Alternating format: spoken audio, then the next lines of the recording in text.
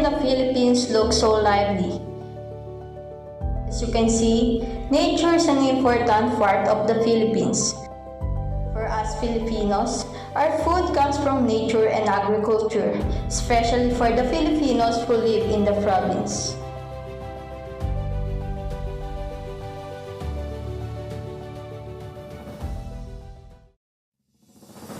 Aside from giving us healthy foods, nature and agriculture also help us to breathe some fresh air. It also can reduce chemical and noise pollution.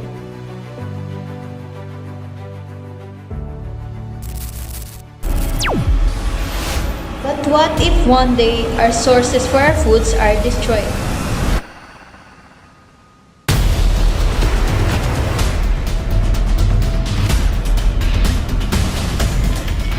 Little by little, our palayans become subdivision. Will nature still help us? Dahil sa modernization, maraming mga farms sa sa Pilipinas ang nagiging mall or mga village. And dahil doon, maraming nagkakaroon tayo ng global warming na nagkakos ng pagkatuyo ng lupa. Katulad nito.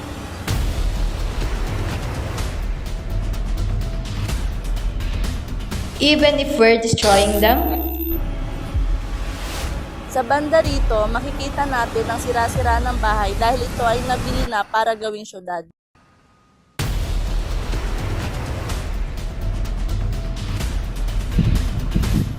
Nandito po tayo ngayon at makikita niyo naman po na unti-unti nang nawawala ang mga taniman dahil ito ay tinatayuan na ng mga bagong establishment.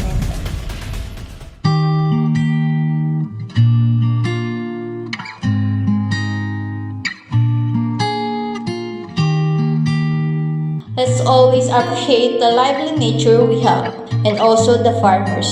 Because of them, we can eat healthy foods, we can breathe fresh air. Let's all thank nature because we can always see beautiful surroundings because of them. We can freely have fun with our friends with nature by simply walking into the streets.